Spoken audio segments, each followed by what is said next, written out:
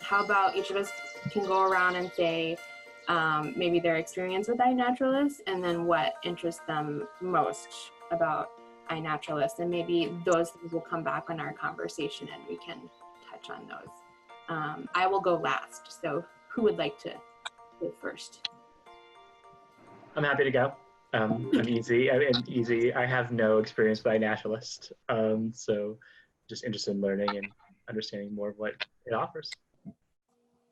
I also have no experience with iNaturalist, and I'm just kind of interested in learning how, other tools to learn more about plants and other things, especially in my yard. I've used iNaturalist lightly, like through the online website to collect data on lizard coloration using photographs that people have posted onto iNaturalist. And then I'm pretty familiar with Seek, which is run by the same company or whatever, but is like the watered down version. So I'd like to get comfortable with using the iNaturalist app so that I could incorporate it into my classes and help students use it if appropriate for projects. I would say that I am a beginner user. I started using it a few years ago, and then I stopped and deleted it from my phone because I wasn't using it enough to justify it taking up space. And then because of my current position and learning a little bit more about its uses and what it can do, I've, in the past year, started using it more and learning a lot more about it, and then it's been very, very beneficial for me because it helps me keep tabs on what's going on our property, which we'll talk about in a little bit. Okay, realized I had my old presentation up there. Okay, so can everybody see that screen? I have my screen up. Great. Okay, so you all know me. I'm Kelly Beerman, Conservation Director for Nineveh Foundation and Farm and Wilderness. They are affiliated organizations with a common mission based in conservation. Farm and Wilderness primarily runs summer camps for youth ages 4 through 18. And then they do some year-round rentals and facilities, and has a shared history with Nineveh Foundation, which is a conservation organization. Both are based in Plymouth and Mount Holly, Vermont. So just do that short introduction. Thomas, Julie, if you have anything to add for Beth's benefit or the recording, feel free. Let's see, go to the next slide. Hold on, let me bring up my slide share thing.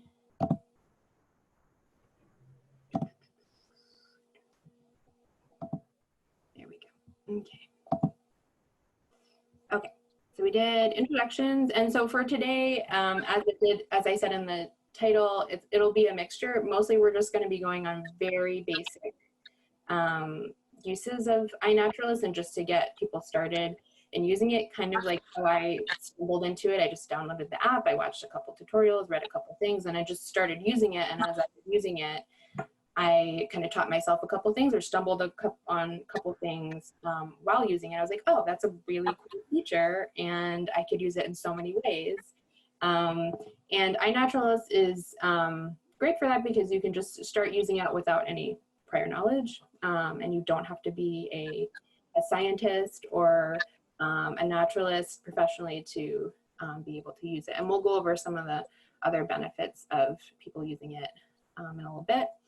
And then for today, because it is really basic, we're just going to go over the initial, just using it to explore observations that you've made or other people have made, and then making observations yourself using the app. So those are the two main things we'll go over today in more detail.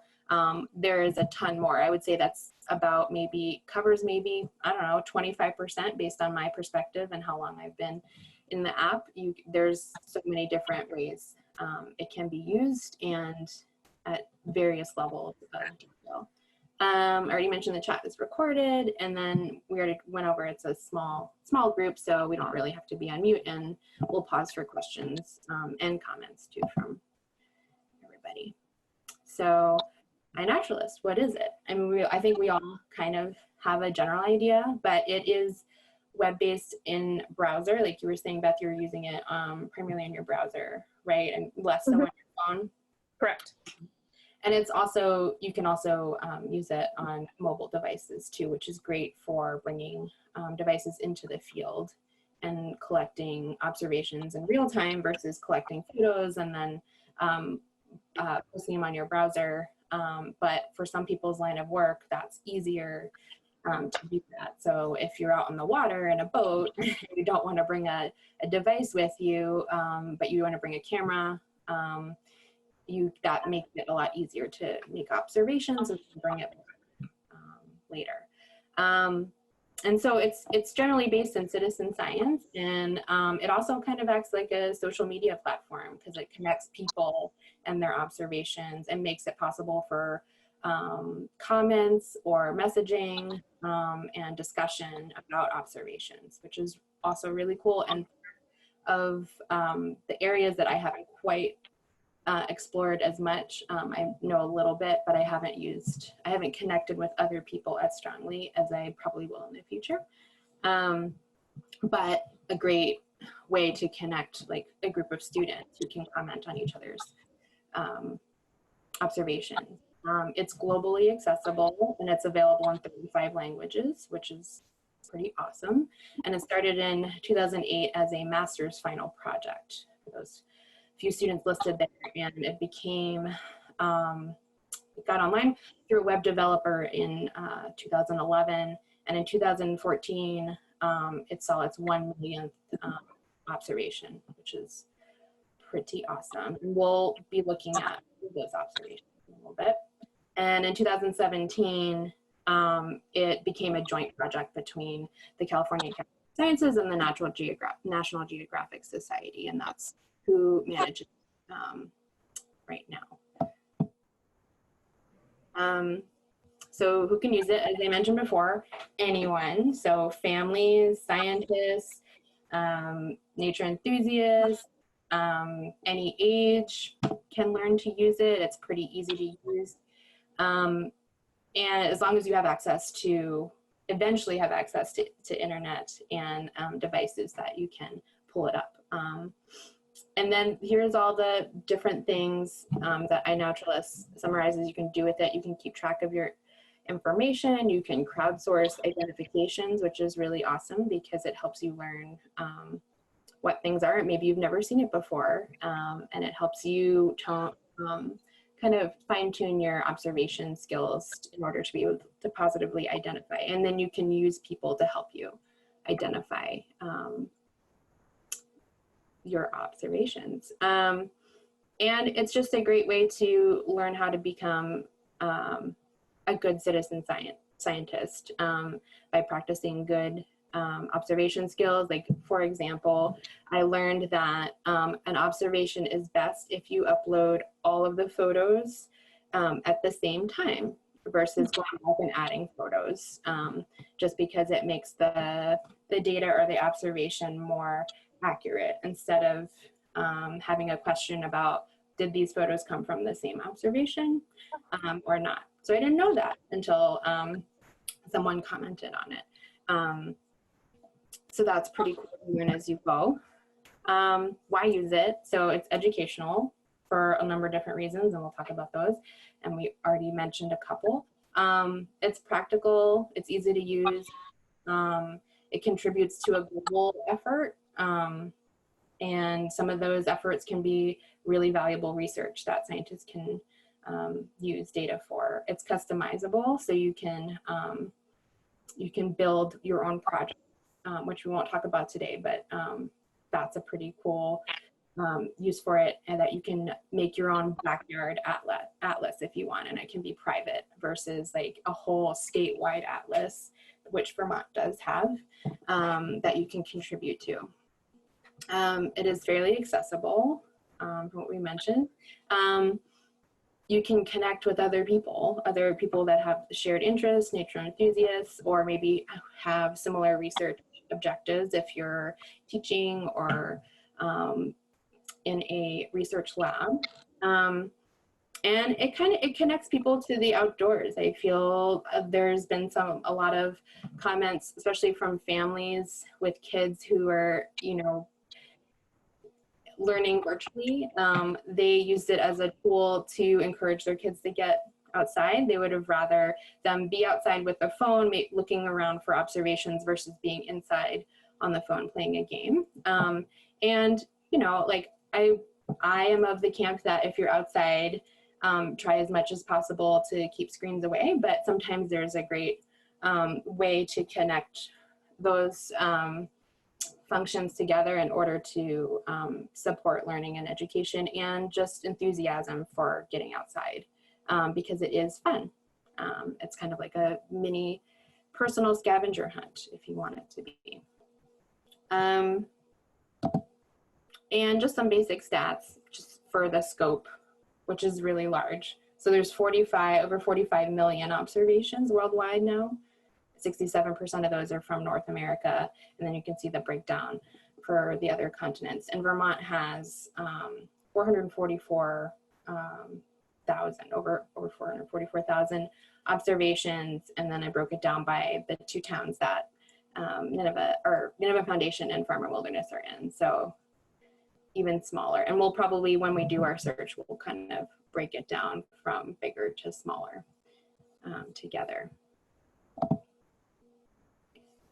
And so I already mentioned this, so we'll just be focusing on exploring, using iNaturalist to explore, and making observations.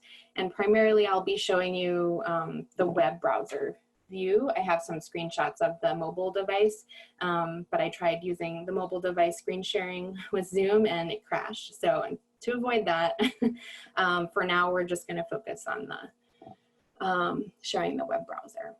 Kelly? Yeah. Sorry. Is it okay if I ask a question? Yeah, go for it. Do you know if all the things you can do on the web browser you can also do on the mobile, or are there some limitations to either?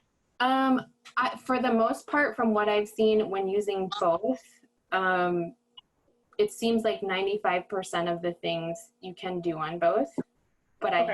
I haven't used all of the functions to actually know.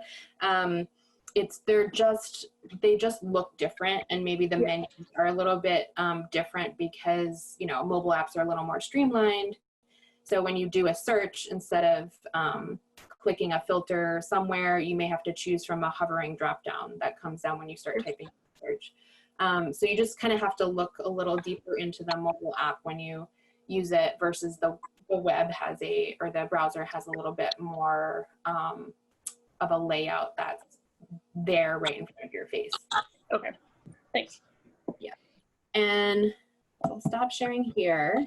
Are there any other questions about that before I bring up a browser and we can start looking together, exploring together? No, not at this time. Okay. All right, so let me bring up browser version. And I sometimes will lose a couple hours because I'm just exploring an iNaturalist. It's kind of like when you go on, some people like to go on Street View on Google, right? And just go driving around in Google Maps. It's a little bit like that, I feel like. All right. Okay, so everybody can see that, right? Okay. So I'm not gonna go over setting up your account, but I will mention that when you do set up an account, they ask you, it's a little bit of work than just creating a login. There is a feature where because you're putting in media that's created by you or whoever decides to share it with you, there's licensing that you can select from. So you have to kind of select what kind of licensing you want around your media. And so that could be, it's only for me. it can't be shared, it can't be used for non-commercial. And you'll see in the, when you go set it up, that they have the different licensing options all the way up through anybody can share it, they don't have to credit me, and they can doctor it and they can use it for commercial purposes. But you do kind of want to pay attention to that because you are putting, you know, photos up. And I think wildlife photographers are really attuned to that when they're setting up their account, because they're also sharing their work with other people, and people can take it and use it if they want to.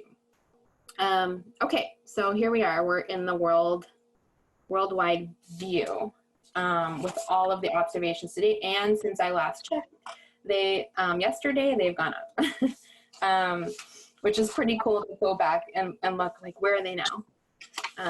Because I don't have anything better to do in my life, right?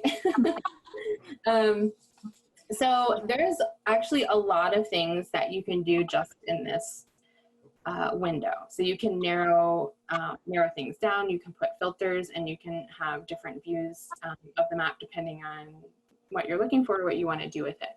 But we'll just start with the basic search. So you can, I just usually use the location, but you can immediately narrow it down. So let's say if you want to do, we'll just use painted turtles. Yay.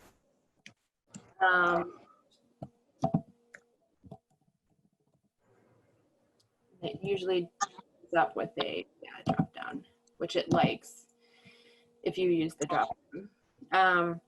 And so you can see it automatically narrowed things down a bit to 28,000 observations. But I also can pick a location. So I'm going to pick Plymouth, Vermont, and see if there's any observations.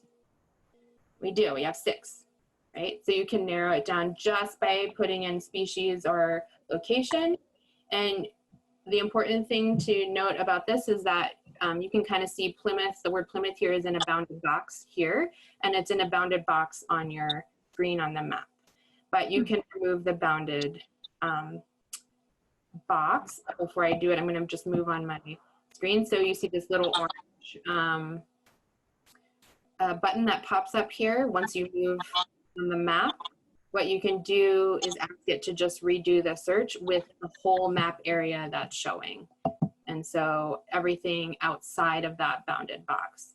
And so you can see that Plymouth has changed and it now just says bounded box or bounding box. And if you zoom out, you'll see that the box has changed to a zoomed in map area.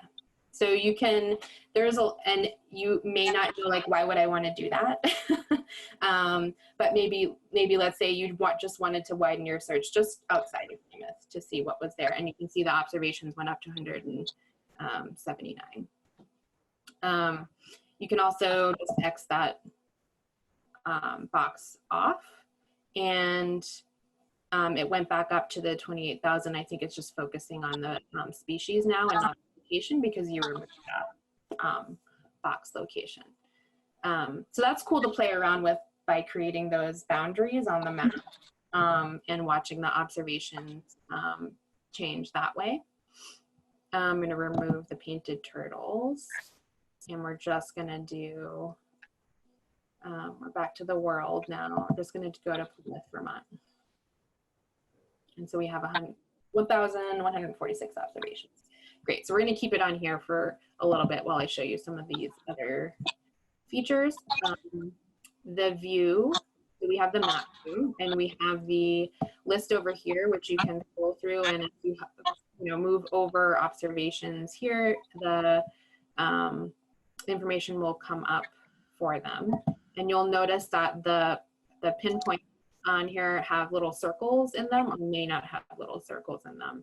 And the ones that have little circles, if you go down in the map legend here, are research grade observations, and the ones that do not, they need ID, or they're listed as casual. And we'll talk about that, what that means when we go to observations in a little bit.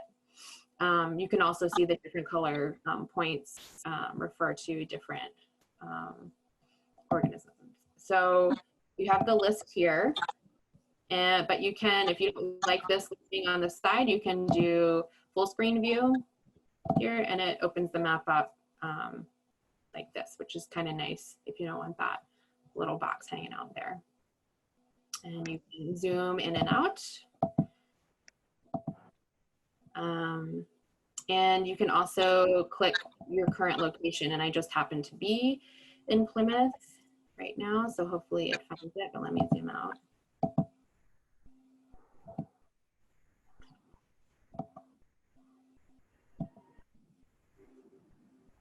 Find me. Keeps wanting me to go over there. Well, it usually works. I don't know what its deal is right now, but that's another feature you can use. So if you're somewhere on the map and you kind of wandered away from where you are and you want to get back to where you are, it'll let you. The other views besides map are grid, which is great for looking at just the larger thumbnail pictures. And you can scroll through that and you can click on each observation, which we'll do in a minute. And then the list view, which is great because you can sort by observed and added dates. So if we want to go, we're still in Plymouth, and you know that because of the box up there and the observation.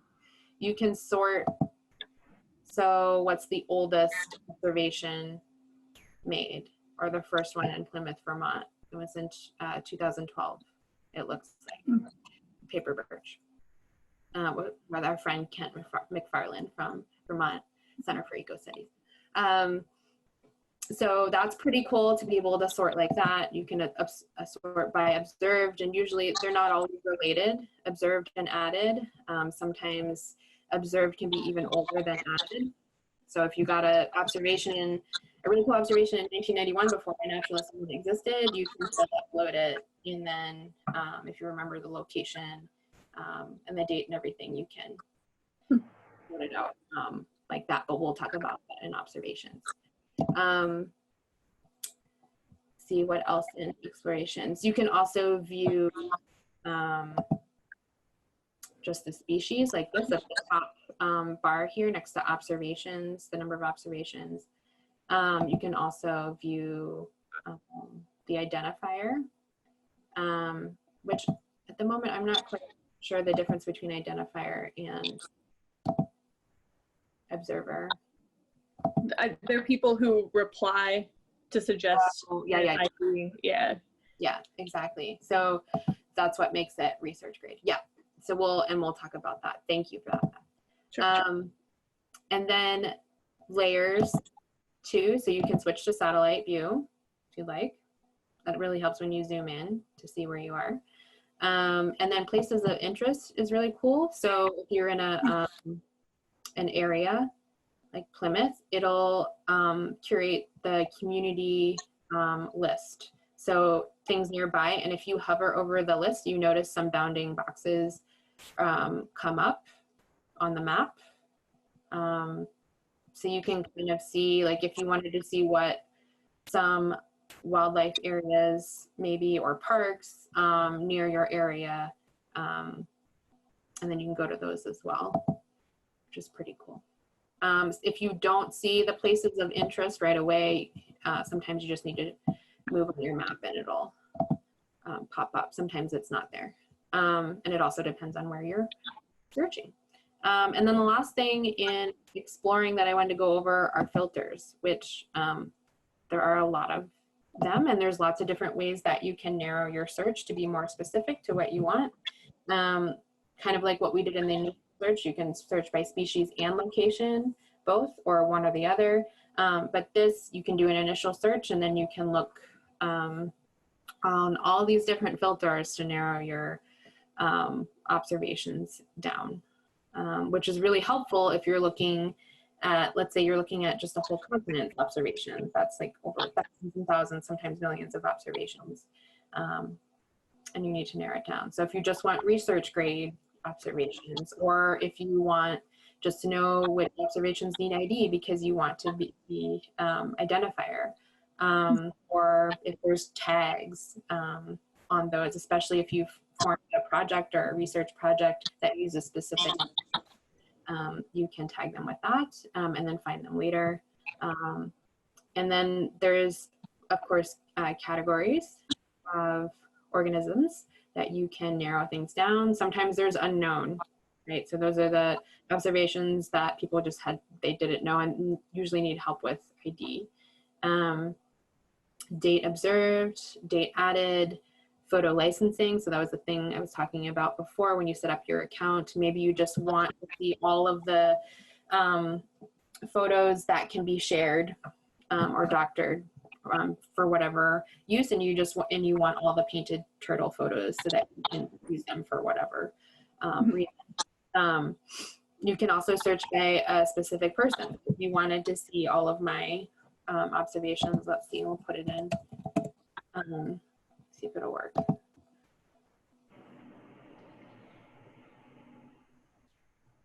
Didn't work on time. Maybe I have to write. Oh, it likes the drop down. It really does. Okay, so there you go. 65 observations. So filters are pretty cool, and it's nice that it has this little bubble up here to show you that you still have them on. Sometimes you're like, why am I, like, I'm looking at all of Plymouth and I have only 65 observations. I know that's not true. Just remember that you may have filters on and that you can reset your filters and take them off,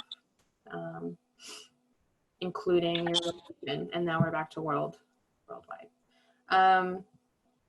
And so those are like pretty basic things that you started in exploring. There's lots of other things that you can do, especially with the filters to narrow down your searches. But does anybody have any questions or comments about exploring, or Beth, if you have any insight on if you used it to explore for things, that's also cool to learn about. No, I've only used it for searching by species for species with research grade photos. So I do the filtering, but that's literally all I've done. So I'm excited to see how to actually make observations. Cool. Any other questions about exploring? Okay, let's go to making observations. So like I said, I'm going to do a little bit in the web browser, and then I'll bring up some screenshots to show you how that might look a little different on your phone or device. So I'm just gonna go to, yeah, so my observations are here. We've already like narrowed them down. I have 126 right now, woohoo. But in the web browser, you have this little upload button here. And you're gonna choose some files from wherever location you have them. I'm gonna choose these spring beauties. And so a couple things, you don't have to put all these details in your observation, but they're there, and you can put more than one photo like I mentioned before. I learned that recently, I thought you could only do one photo. So you would, if you want to put the species name and you don't know what it is, if you click on it, it's going to upload suggestions for you. And so you try to use your best guess at first, usually because it's so heavily used and crowdsourced, these suggestions are pretty good. I've had a couple where I'm like, I really have no idea what this is, but I'll just take, it looks like this, it's the closest one, it's the top one, I'll take it. And then later on somebody comments and says, oh, it's not that one, it's this one. And that's great. And then I've learned something. So we'll select Carolina's Beauty. And then you can put it's best to put the date and time that you observed it. And then where, location. I did not observe these in Brownsville. So what I would do here is you can move the pin.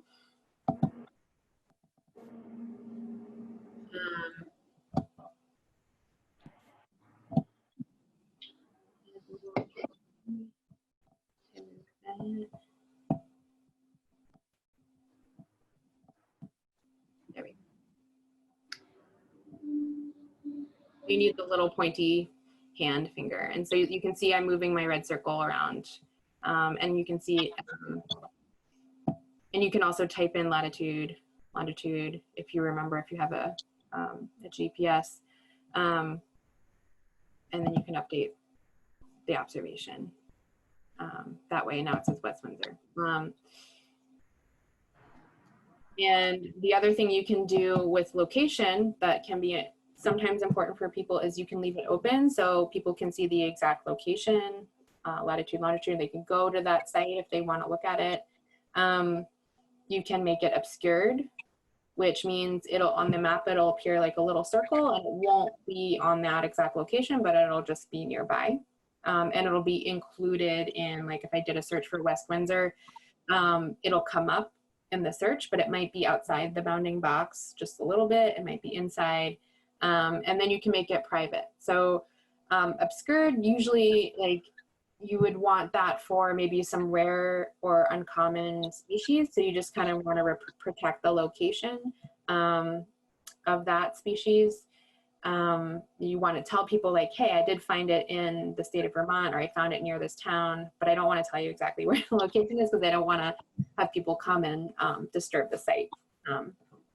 Private could be the same thing, or it could be maybe you're just making observations just in your backyard and you really just don't want to share all your observations in your backyard or in location with everybody. So that is a good option. Especially when you're sharing location or georeferencing observations with other people. You can take notes about the observation. That really helps other people if you're looking to have it identifiers come and help you make your observation research grade. And then captive and cultivated. I've never had to use that because because everything I've seen has been not under captivity, but Beth, I don't know if you know anything about that particular, or if there's any rules about what constitutes captive and cultivated, but I would assume that, you know, something in a zoo or some plant in a garden center or basically not anything in the wild, you would check that.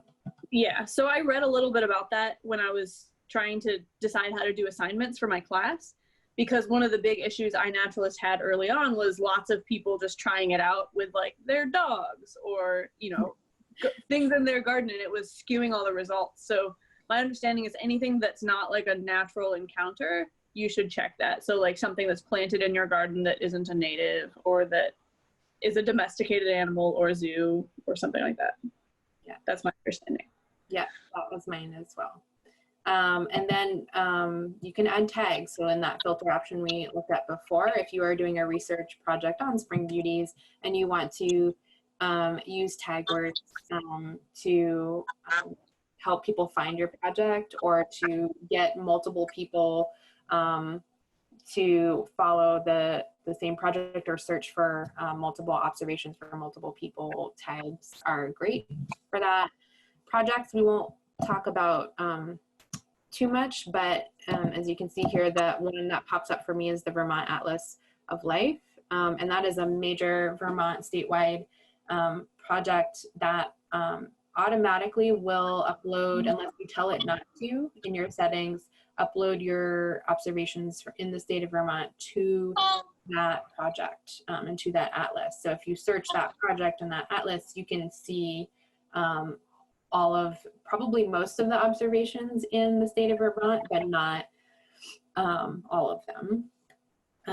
And you can do multiple projects. So if I want this to automatically go to that project, I can list it in there. If I leave it blank, I believe I have it set up so that it eventually goes into that project, but not immediately. So, and I have no idea if there's any limit on the number of projects that you can add, but that'll be a later tutorial on projects. Hoping to set up a project for both Farm and Wilderness and Nineveh Foundation at some point, which will be really cool. So we can have an atlas for both organizations.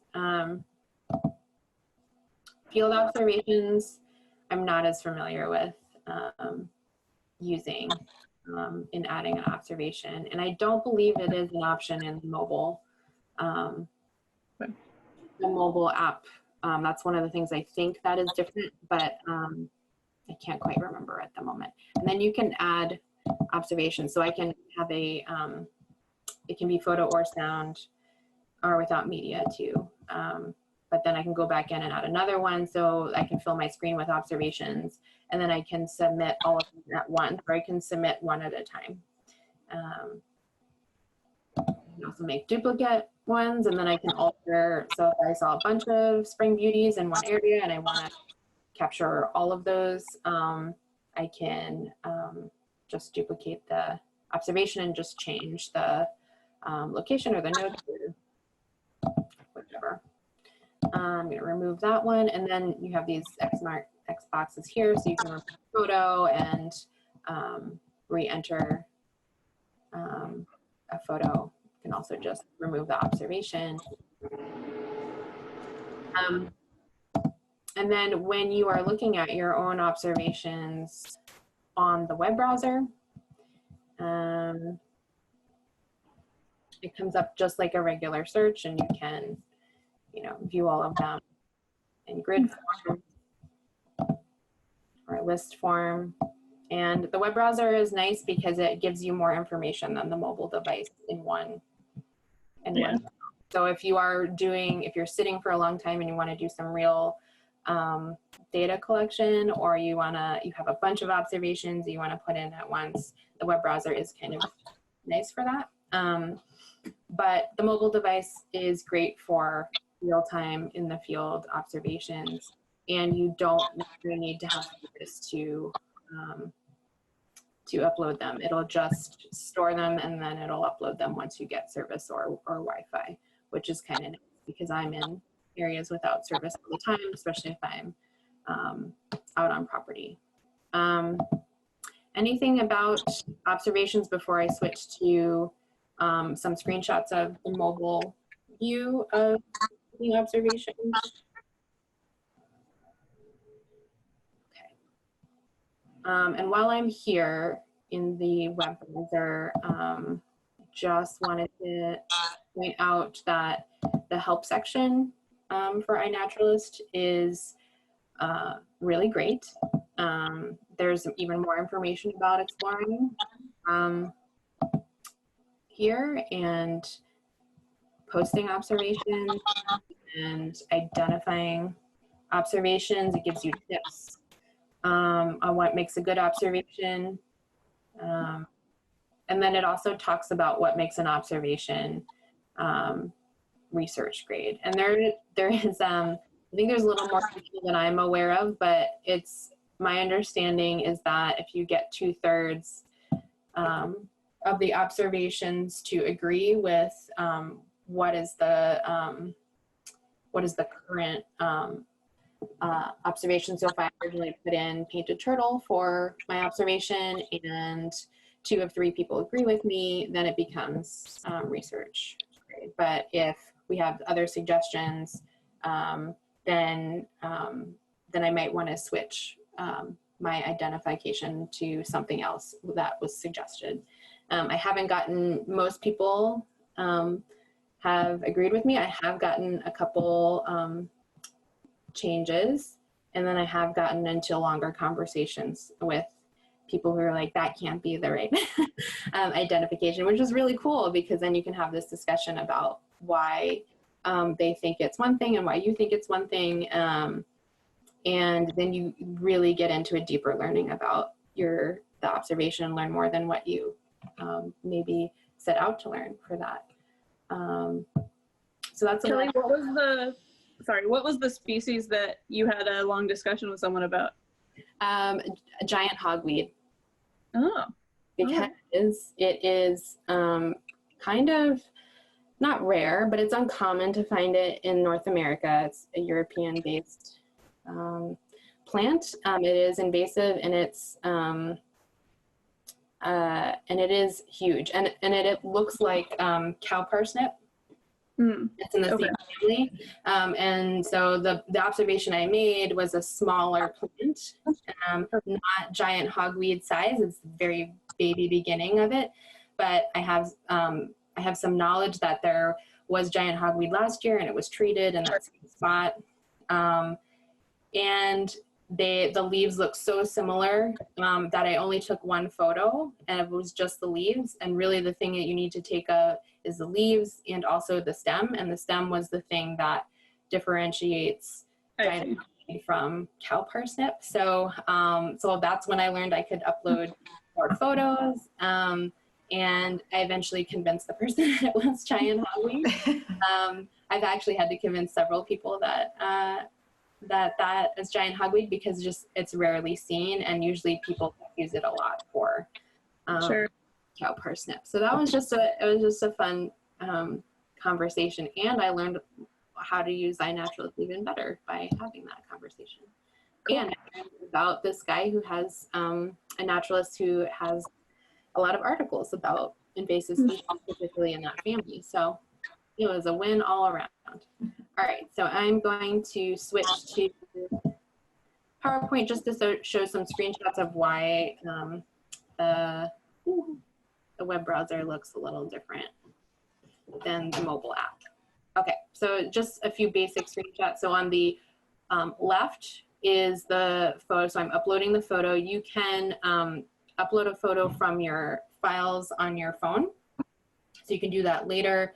Or if you're in your camera and you're making the observation, you can do it right there on the spot too. It doesn't matter if you take it in the app or pull it from files from your phone, but you have that option. It'll come up as a camera feature first because it wants you to take the picture right then and there through the app. I see. And then you would select next. You can, if you didn't like the way you took the photo, you can select another one or retake it. And then it brings you to the next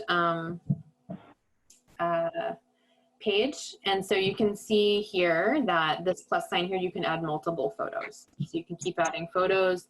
And the more you add, the more that helps identifiers. So you can get different angles, if you can get scale in there. So if you can put something in there that shows scale, really close up or really far back, all those types of ways to help identifiers, especially if it's just a leafy green plant, there's no like special flower or unique identifier about the plant that makes it easy to identify.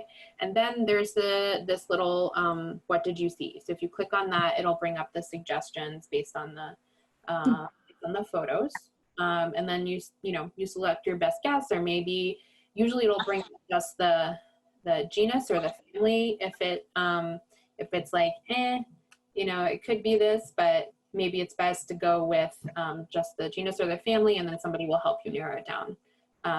But then it'll give you more detailed species that you can select from. And then of course you can put your notes in here. You can change the date. I can't remember if you upload the photo from your phone, if it'll take the timestamp from the photo when you took it. So so for this one, I took it, I think that's what it did. So I uploaded this photo from my files. I didn't take it sight unseen right now. And so it took the timestamp from when I took the photo, which was last year. So, which is great because if you can't remember when you took the photo and you don't want to look back into your photo files and go in and out of the app, that's kind of good. But you can change that if you want to. And then I don't have any location on here, but when you click on this, it'll bring up those three options.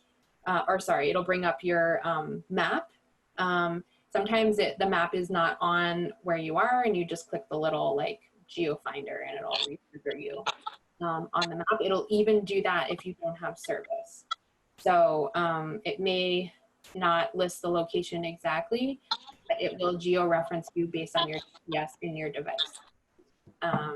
So don't worry about not getting the location if you don't have service. And then the geo-privacy, the same three options. It can be open, obscure, or private, captive, or cultivated. It's always going to say no unless you tell it otherwise. And then the projects. And then this was the difference from before, where I can't remember in the web browser, it was like field field notes or field observations. That is something that's a little more detailed and I don't know. And it seems like that's only a web browser option. And then once you've submitted your observation, this is what it looks like when you go back into your list of observations and you pull it up. You can click on this painted trillium arrow here and it'll bring up information about that species. It'll bring up the map about where all the other observations are. It'll give you a little bit of information most times about the species, so that's kind of nice. But then below that, it'll have these three, the little eye, the comment bubble, and the star. And those are different menus, and we'll talk about the comment bubble. And then below, it'll show you your map of where it is, and then the data quality, casual grade, needs ID, and research grade. So when you first make it, it'll be casual grade until an identifier comes in and says, yeah, I agree with you, that is a painted trillium. And then it'll go to the, that maybe the needs ID step until somebody else comes in and says, yes, I also agree. And then you have three to three people saying it's that thing, and then it becomes research grade. And then below you can see the little projects you can click on and find out which projects the painted trillium is attached to. And then if you click the speak bubble in the middle there, in that middle menu, you can see who helped you identify or who may have commented on your observation. There's no comments in this observation. It was just identifiers.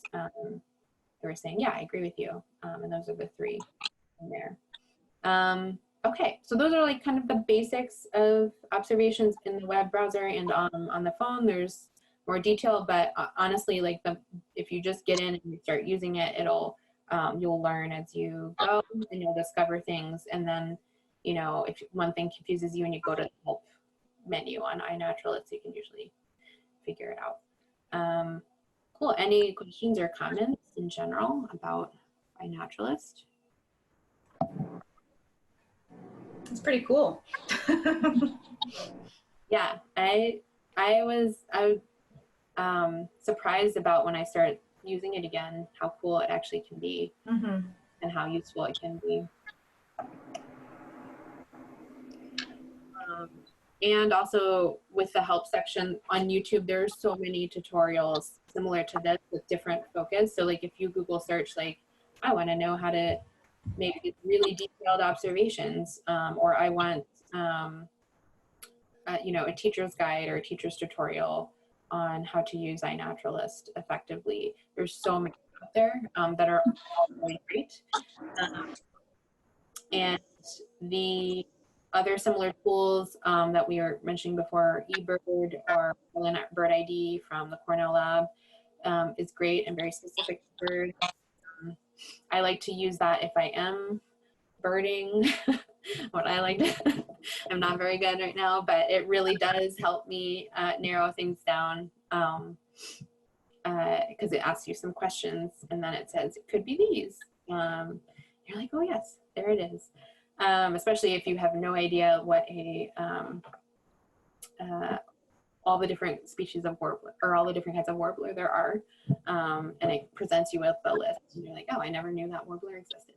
And then Seek by iNaturalist, I'm just learning about that, and Beth, I'd love to hear your thoughts about that. And PlantSnap is also kind of cool. It's similar where you make observations and it helps you identify the plant. I used to use it, but it wasn't very robust. It wouldn't, for tricky plants, if you're like, I don't know what it is. But now that I think more people are using it and it's been crowdsourced a little better, it's more accurate. It's getting to be as good as iNaturalist. And then Avenza Maps is another great app if you're tracking things and you want to use georeference points like, you know, invasive species. If you want to track all the invasive species plants on your property, and you can drop pins where they are, and it's free up to a certain point, and then there's pro plans and things like that. That's also, I found also that app is pretty useful in partnership with all of them. So Beth, do you have anything about Seek that you wanted to share? Sure, yeah. Seek is like the casual version of iNaturalist. So if you don't want to make a whole like observation that gets publicly posted, but you want to know what something is, the way it works is you just open the camera and it does a live ID, and you don't need Signal for that either, which is great. So I use it offline a lot. But you just like put the camera up to whatever the object is, and it gives you suggestions, and it gets as specific as it can down to species. It'll just do genus or family or whatever if that's all it's sure about.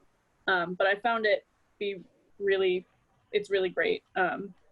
It has all the power of iNaturalist without having to like do the formal posting. So you can just ID something live, and yeah.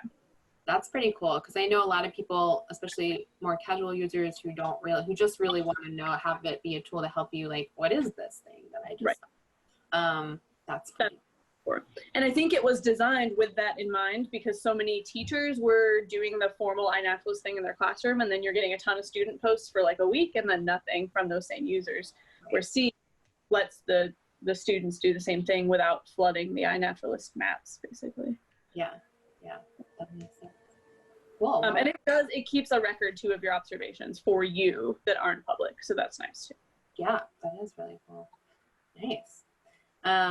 Cool. Well, are there any other questions or anything else about iNaturalist that like you're wondering about, so that if we do more of these, that we can maybe bring that to the next one?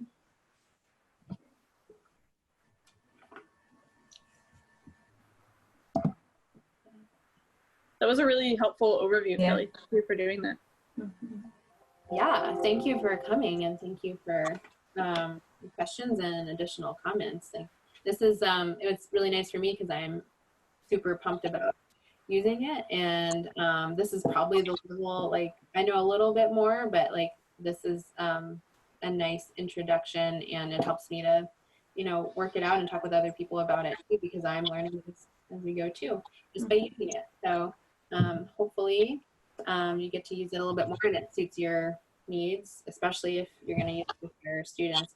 That would be pretty awesome. And projects, like I spent a lot of hours just looking into projects like BioBlitz and like Atlas and like just all kinds of other different projects and places too, creating places.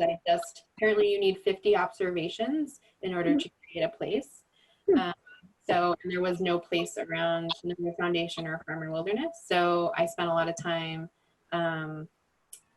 in Google Earth and ArcMaps creating boundaries and converting files to KMZ so that you can upload the boundaries into iNaturalist, and learning how to do that. Pretty interesting too, and I learned a lot by doing that. So yeah, it's just a really fun tool. It's nice to play around with, and it's really cool that anybody can use it. So great. Well, I'm gonna leave it at that, and thank you all for coming. Beth, we'll have to catch up sometime. Different venue. Julie, thank you for coming. Hopefully, maybe we can go on walks now and take and do iNaturalist observations. Yeah, that'd be fun. Yeah. Great. All right. Well, have a good afternoon, and I'll see you all later. Bye. Thank you.